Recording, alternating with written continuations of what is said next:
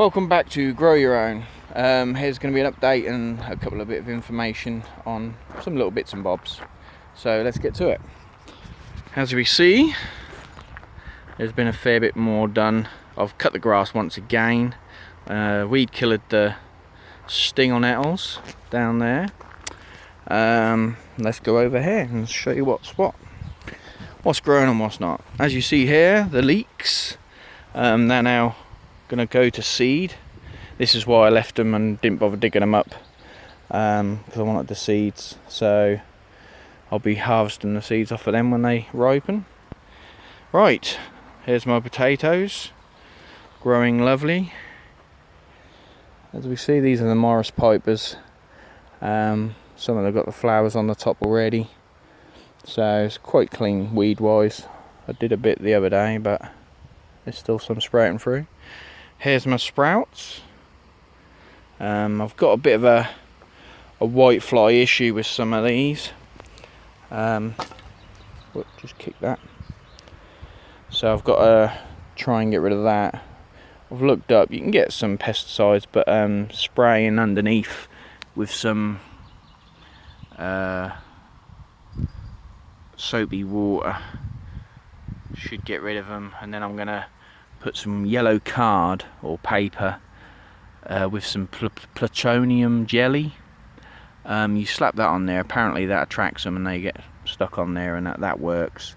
So that's something else I'll have to try, because I don't want to obviously lose my sprouts. A couple of years I've tried doing sprouts. I've got the sprout has got there, but if they're not grown, it's been like, I don't know, your small fingernail size. So hopefully this year I can get some nice harvest sprouts. Here's my broad beans. Now, fact or information, hopefully is some good to you. Aphids. Now I think I'm saying the right word. I've got some here. Here's some. If I can find out where I'm looking. There we are. Aphids. Now, I always thought ants was eating these, because you always see ants everywhere on them, but that's not the case. Apparently they poo something called honeydew, tripping over, which is very sweet and ants love it. So in turn ants will protect them. So when a ladybird goes on there and starts munching on them, the ants will tend to attack the ladybird to stop it, because obviously they want them to carry on producing this honeydew. My broad beans, my peas, they got mullered by pigeons because I didn't have this fencing up, and they mullered them. They fucking pecked the hell out of them. So within like 2 days I had to quickly rearrange this and make this. Now this is approximately 5 foot tall. The canes I got from near Swaffham Racetrack. As you head towards from Swaffham Racetrack to Dana Market, there's a little farmer at the back there. He charges £1 for 10 canes. They array from 8 foot to 2 foot sizes, all for £1, 10 canes. So I got about 2 packs of them, plus the Poundland mesh, which is probably 3 of them. So in all that cost me £5 to build this, and it's roughly 260, 2 meters 60 by 380, 3 meters 80.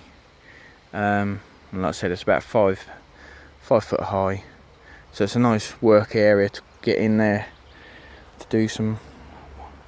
And it protects them from the butterflies. I saw a couple of really small butterflies trying to get in, and they obviously couldn't. So when my lettuces and cabbage and all that goes in there, that'll protect them. Brother-in-law came down Saturday and started doing a bit of digging for us, but it was too hot, really. These, I keep saying these were raspberry bushes. Well, I was wrong. And some of you are on there watching probably saying, yeah, they're not raspberry bushes. Well, I didn't know. These are actually blackcurrants, so they definitely will be being dug up, because I've got no use for blackcurrants. I've offered them to people on the site, but no one's took me up on them. What else? This, I might dug this bit out because I thought, well, I might as well do something with it. I've put my asparagus in there. This is going to be, I think, the 3rd or 4th year. I've not had nothing really off it. There was asparagus on there, but it was like really thin.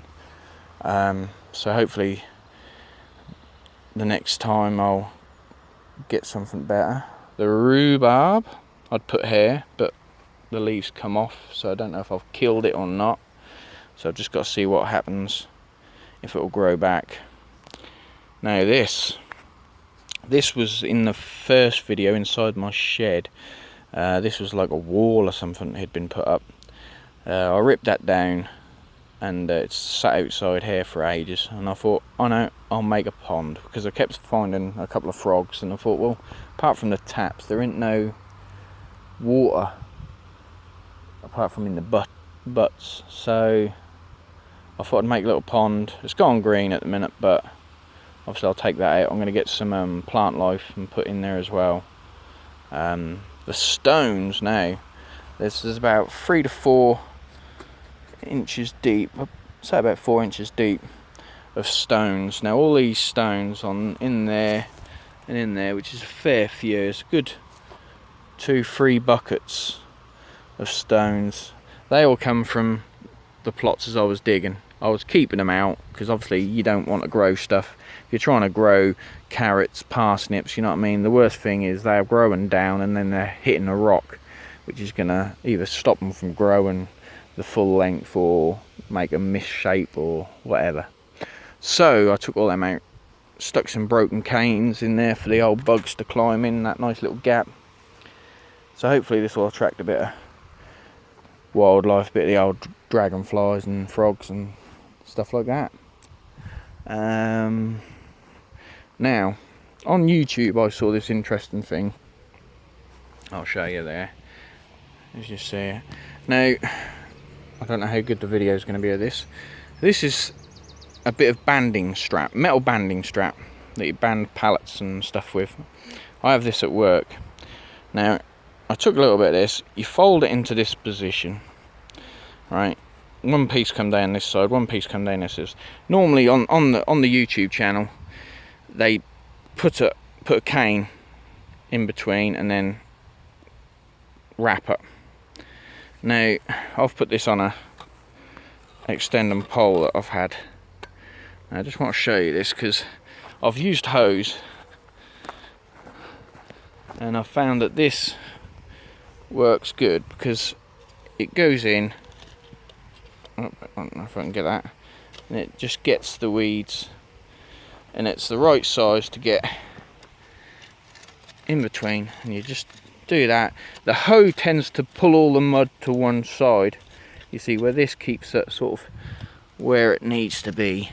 If you angle it, you can then do that and it doesn't move no mud, if you see what I mean. It goes in and it will chop the weeds and doesn't move none of the mud, which is the good thing. I've not angled mine, I've just done mine straight. Let's see if I can show you. I did some on here but I accidentally dug some potatoes, but there we go. I ain't got no weeds, many weeds here because I've done them, but the good thing is you can get it right in there, look where that weed is, and drag it out. But yeah, if you have them twisted, you can then do that, and because it's all it's doing is slicing, especially when they're young, weeds coming through, the roots aren't that long, so you can unearth them easy, let them dry out in the sun. Yeah, so that's what I made. So I thought I'd show you that as well. That is about it. I was going to do a turn it around.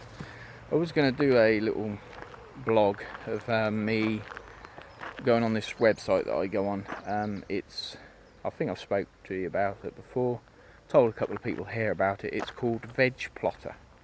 It's totally free.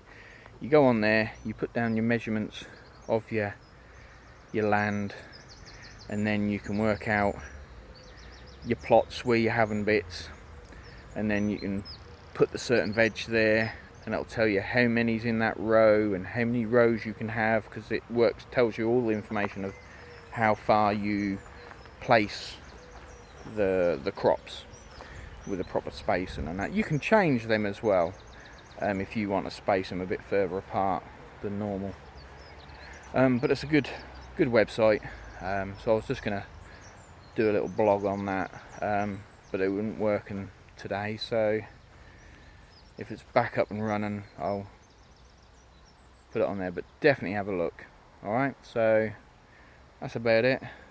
I'm gonna have a go at probably doing a polytunnel, but it's only going to be 2 hoops wide or deep.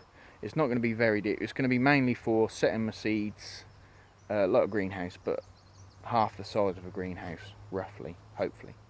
That's if I do it. If not, I might just make a coal frame, but that's just something that I'll be trying to do, and I'll show you from then. Also, to clarify, go back up here. What I'm doing, as you see, as I've told you before, you're going to have 5 bays going along there. Now, normal, I'm going to be obviously doing crop rotation because it's good for the nutrients of the soil, and it messes the bugs up. They don't know where stuff is. If you get used to planting the same thing there, the nutrients, they're going to take the same nutrients every time, which isn't good for the ground. And also the bugs know, we'll go back to that same spot because the broad beans are going to be there. So this is why, another reason you do crop rotation. I could be wrong, but this is my channel. I don't know much. So what I'm going to do is, the reason I've got them how they are, I'm going to be doing next year, they'll move 2 spots. So the potatoes will go to that spot, everything in that cage, the sprouts will go in that spot, then the peas and everything else will end up going in that spot. You see, so everything will move 2 over.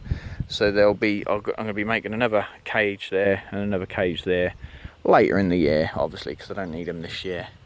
And then next year, everything, hopefully, if everything's up and running, everything will have its own spot. You know what I mean? Potatoes, sprouts, peas, beans. You know what I mean? There won't be no mix, where this year there's going to be peas, cabbage, lettuces, all in one plot, where next year it won't be. They'll have their own little plot. So that's about it. The lavender's there nicely growing. So that's about it. So thanks for tuning in and having a watch. Give us a thumbs up, subscribe if you want to see how I'm getting on.